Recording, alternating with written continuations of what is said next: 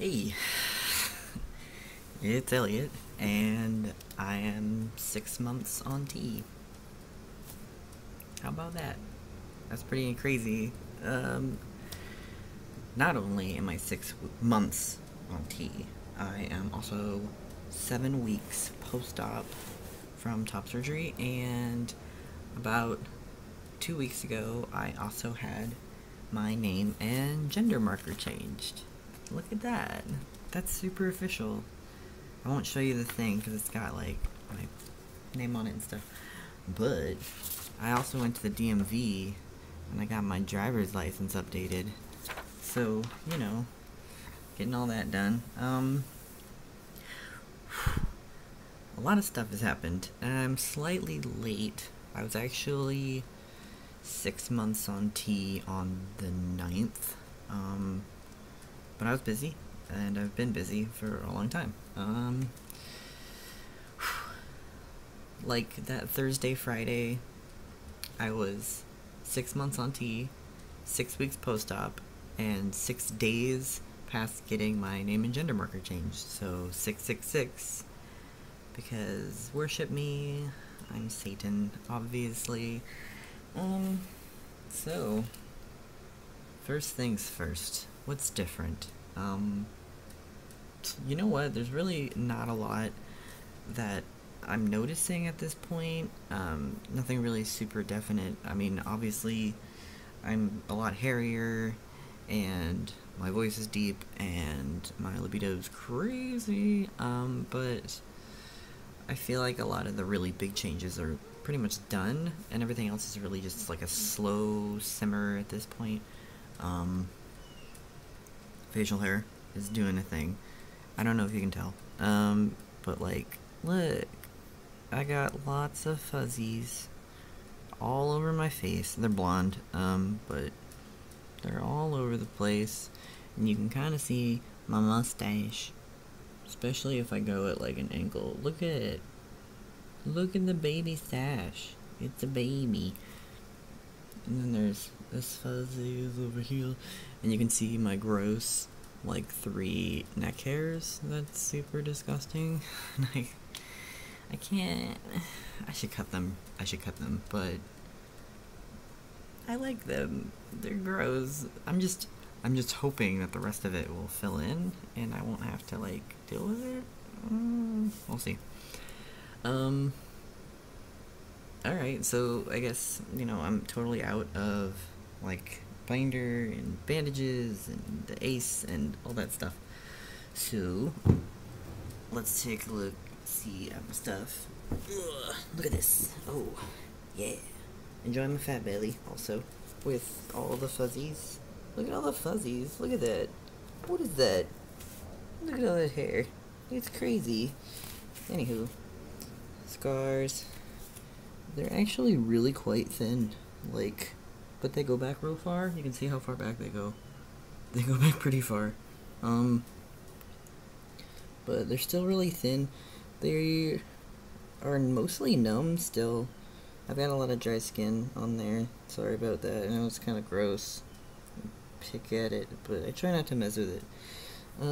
There's still some like wrinkling and stuff, but that'll go away eventually. Let me see how far back this one goes. Also, way back here. Yeah.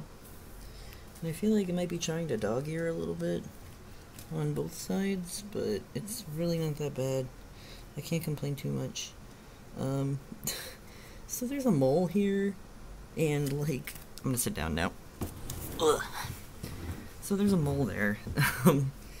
And before surgery, it was like underneath one of like that breast, obviously.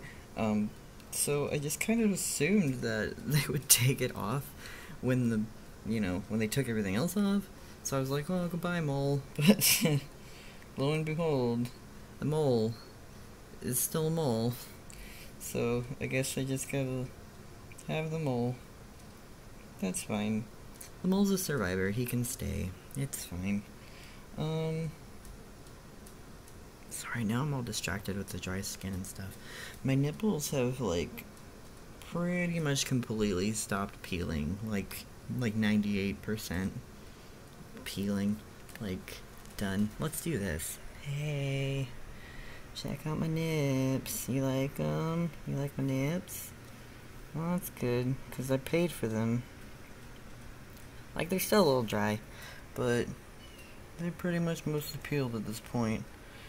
You can see all the different angles here.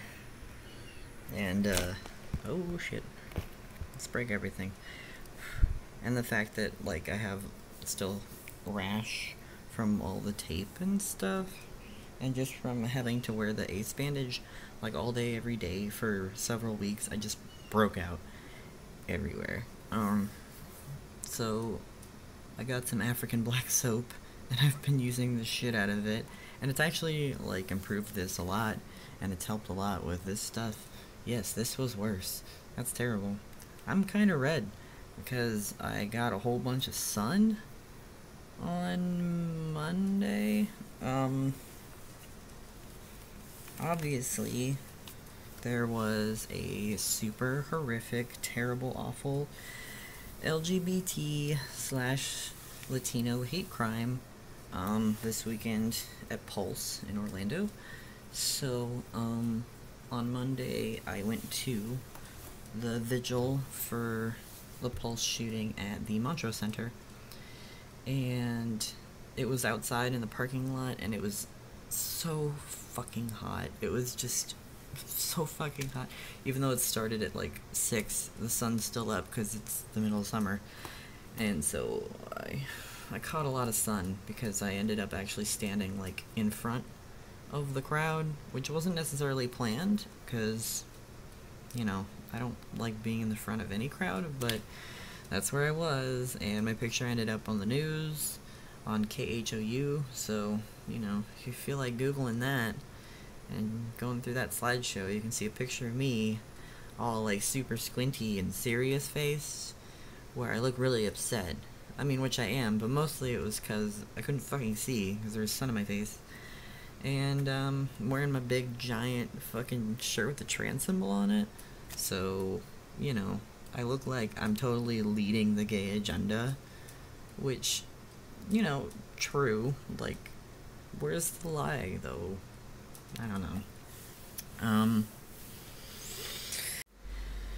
So yeah, I actually have a lot to say about the whole Pulse shooting, but I'm just exhausted. I've just been exhausted from all the bullshit and reading dumb shit from people online about it and getting into arguments with people about it, so I don't really feel like rallying myself up, especially since these videos are usually pretty upbeat and stuff, kind of, which is not my normal personality, but yeah, just know that I'm pretty upset about it, and everything's super fucked up right now.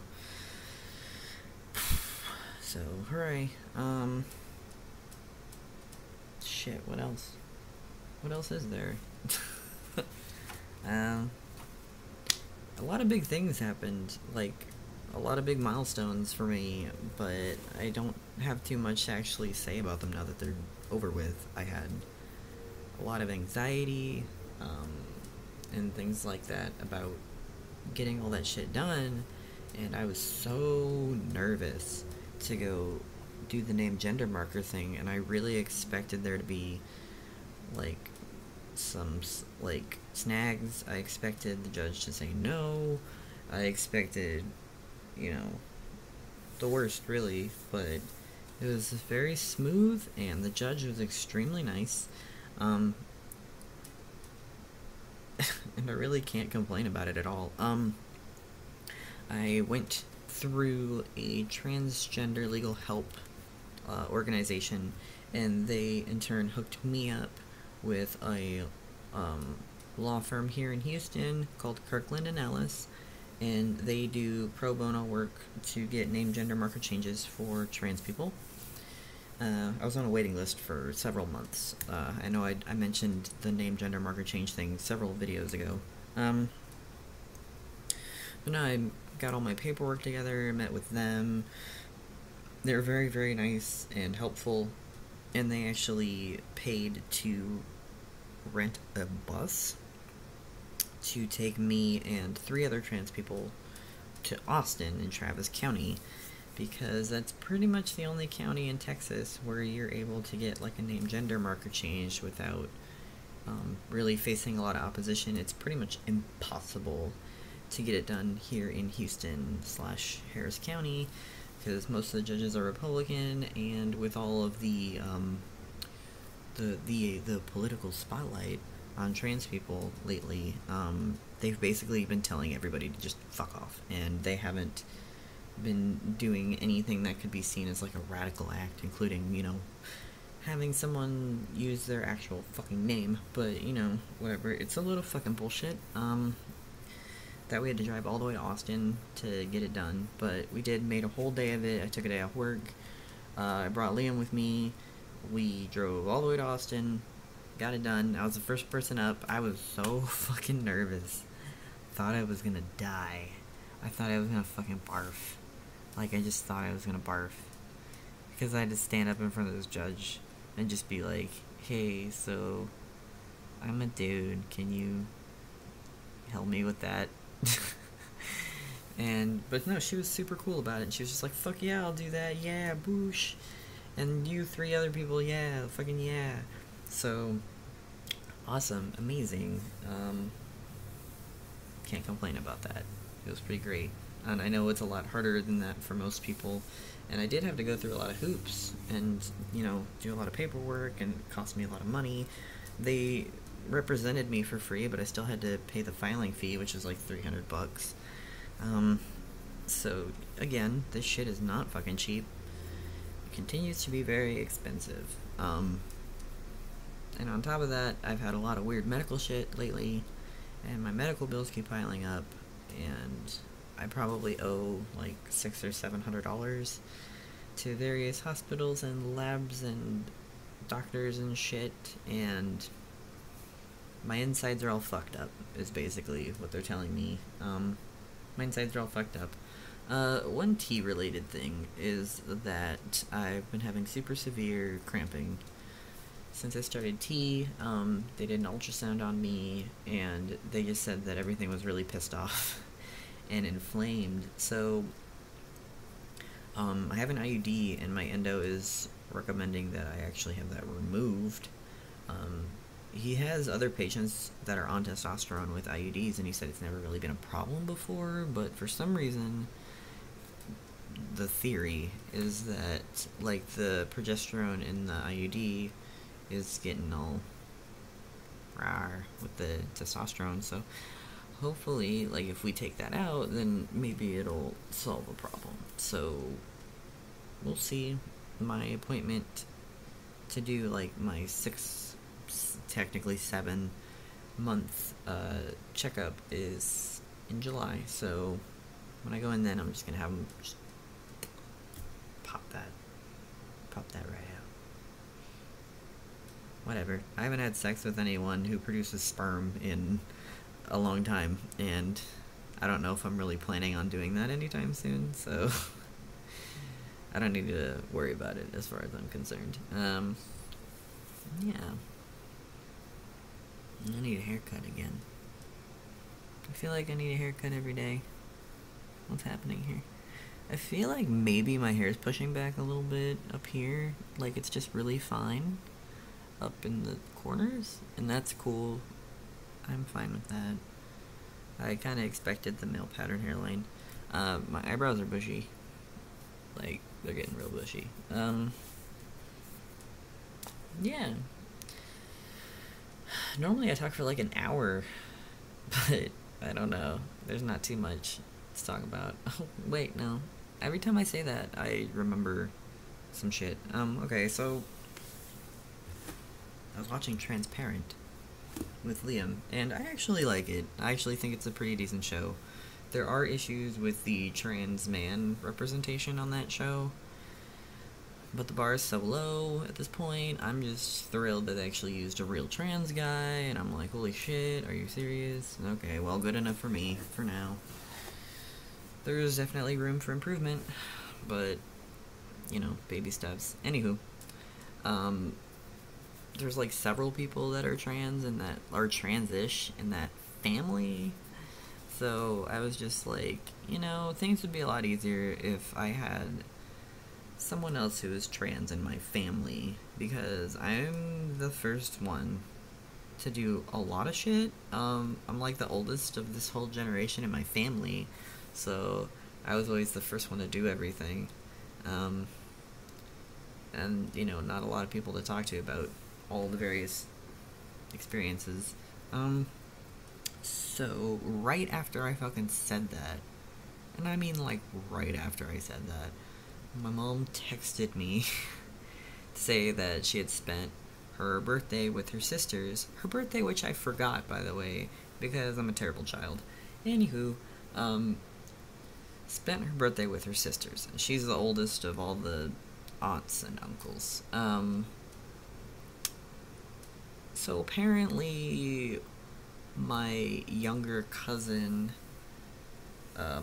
thinks that they might be trans and admitted that they were uncomfortable in their body and in their gender presentation. And my mom was like, I think maybe you should talk to them about it. And I'm like, okay, well, shit. I don't talk to my cousins, really. I'm friends with some of them on Facebook, but a lot of them are much, much younger than me. Like, this particular gender confusion cousin is 12. I don't know what the fuck to say to a 12-year-old about anything, much less, hey, you might be trans. They don't even have a Facebook. Like, I can't even fathom how to communicate with somebody who doesn't live near me if they don't have Facebook. Like, am I supposed to write them a letter with, like, paper? Who the fuck does that? So, I recommended to my aunt that she get the kid a gender therapist, for starters. I'm still really willing to talk to them. I think maybe if I had actually known trans people when I was in my preteens/teens, I probably would have figured this shit out a lot sooner. But I didn't know any. Especially not any trans dudes. I didn't meet a fucking trans dude until I met Liam. And, oh wait, no, there was one before that, but it was like a month or two before that. Like, so, not even like, so like 2 years ago. Like 2 years ago was the first time I actually met like a trans guy. And everything really like clicked and started to make sense for me when that happened. So, maybe if I had met one sooner, the ball would have gotten rolling a little quicker for me. But, I mean, there's no way to know. But maybe I can go and talk to my cousin, and they can figure some shit out. And figure it out faster than I did. If there is indeed shit that is meant to be figured out. However, I've pretty much come to the realization that, like, if you're questioning, then you're probably not cis. Like, if you're at the point where you have to ask, like, am I trans? If you're asking, then yeah, probably. You're probably trans. Because cis people don't really fucking ask themselves that question. They don't even really think about it or their gender at all. It's just this. It's just the way it is. Sort of how, like, I didn't think about it for a really long time. Because the fucking question was never posed to me. I didn't know. I didn't know it was an option. I didn't know you could do that. I just thought I was a very strange girl. So, there's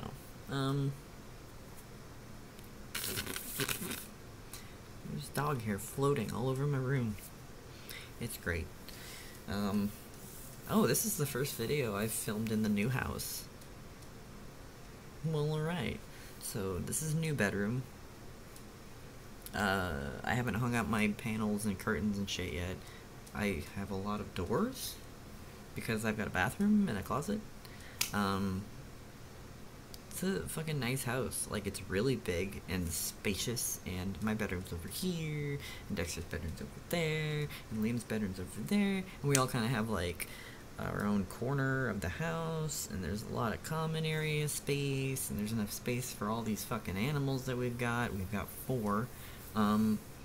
But you really can't tell that there's like 4 animals in here. It's pretty quiet and clean, and there's a lot of room, so everything's super chill. I feel like cohabitating is going pretty well, especially considering my track record with cohabitating with people.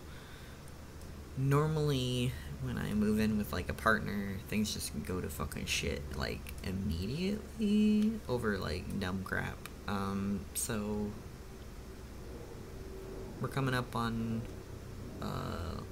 like a month, 2 months, I think. No, it's been a month, right? Yeah, it's been over a month.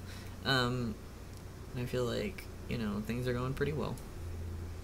It's not perfect, but nothing's ever going to be perfect when you've got like 3 adults living in the same close space together. That's just human nature, but it could be a lot worse. It could be so much worse. And it has been so much worse before for me. So, things right now are alright. I can't complain too much. My mental state is... it's alright. You know, I've been real busy lately, so it's hard to actually sit and think about that stuff. I've been having some weird self-reflective crap. So eloquent. Like, I don't know. I'm in a weird space right now still. I got very depressed after surgery. Very depressed. Post-surgical depression is like a real fucking thing, and I don't think anybody really talks about it a lot. But you know, I lost all my autonomy. I couldn't fucking do anything for myself. I was never alone. I didn't get any alone time for several weeks. I had nothing to do. I couldn't really do anything. I couldn't really go anywhere. I was drugged up a lot of the time. I was uncomfortable. I was in pain. I basically just had to live in bed. I was nauseous a lot, I was tired a lot, I was very frustrated, and just all that shit combined together, along with, a big one for me actually, was not being able to bathe properly, because of all the dressings and stuff, and you're not actually allowed to have water hit your chest for a while, because of the nipple grafts. They're very fragile. So I basically got sponge bath the whole time. So I never felt really clean. I was breaking out everywhere from surgical tape. We only had one ace bandage, and it fucking stank because I wore it all the time. My clothing options were super limited, so I had to wear really big, like, oversized frumpy clothes. My hair looked like shit all the time because I was always laying down in bed, so it was always just like, ugh. So, you know, all that shit together, yeah, that'll make you fucking sad. Like, that'll make you depressed. I felt really quite shitty, actually. Not, like, I didn't regret having surgery, I just felt so fucking helpless and frustrated, and I just felt like, holy shit, like, is this my life forever? And I know logically no, but at the time I was just fucking losing my shit. I couldn't move my arms. I couldn't scratch my own ass without hurting myself. It was just losing all of that, like, independence was really hard for me. For me particularly. I'm sure for everybody though. But especially me. Me. So I went a little crazy. It was very sad and awful, and I've been having body image issues. Like, obviously I can go without wearing a shirt, and I really don't wear a shirt a lot at the house. Yips. And I look really good in shirts. Like, my shirts actually fit properly. And that's all good stuff. Not having boobs has totally, like, emphasized my gut. and I've gained quite a bit of weight, really, from various reasons, but mostly candy. Candy's the main reason. Along with, not being active for 6+ weeks because of surgery craps. But mostly I just eat a lot of food and then don't do anything else. So, body image issues with that, feeling weird, where I feel like I'm in this weird in-between space. I've been, like, looking at people on OkCupid and Grindr and shit like that, and just having weird, inadequacy feelings where I'm like, I don't really feel like I'm quite like a guy yet, but I'm also definitely not a girl. So I feel like I'm in this weird in-between place where, like, nobody wants to fuck me except, like, tranny chasers, and those are real and in abundance all over Grindr and stuff. And OkCupid, apparently. Also OkCupid. 2 guys fucking propositioning me and Liam for, like, FTM threesomes. Like, 2 guys, like, in a row, like, within a week of each other. We're just like, oh my god, fucking trans dudes. Like, dude, fuck off. Just fuck off. Like, no. So I kind of feel like the only people that would want to date me right now are, like, other trans guys or chasers. And I know logically that that's not true. Like, it's really not. But, there are my feelings. That is how I feel. Where I'm like, I'm not really a guy, I'm just an imposter. I just cut my tits off and now I got nothing. And brr brr brr brr brr. Though I am glad that they are gone. And I feel a lot better without them. And everything's much lighter. And, everything's good. It's conflicting thoughts. I'm just dealing with it. Basically, just taking it a day at a time. It's not catastrophic. It's not the worst thing ever. I just think it's an interesting experience that I'm going through. But Liam says he went through the same thing. So, all normal stuff. And I feel like I get a little bit back every day. Like a little bit more of myself. And feeling better every day still. Yeah. Now I did the serious talk about mental health. Mental health. It's important. And that's really, I think, all. Like, I'm gonna say that I don't have anything else to talk about, and then think of something else. I might actually be done this time. Yeah, I think so. Alright, well. Alright. I guess I see everybody else in a month. 7 months on T will be the next one. Woohoo! Yeah, 6 months on T. Hooray. 6 months on T means I've been dating Liam for like 5 months, and Dexter for like 7? I don't know. I'm not good at math. That's all going well. I still got both of those dudes. We all live in the house together, and that's cool. So, yeah. Yay, personal life. I hate my job. Like, there's nothing really inherently bad about my job. I just kind of hate it. And I wish I could just, like, do sex work legally, just as a career. That'd be cool. I think I'd be good at it. But, whatever. Yep, that's enough out of me.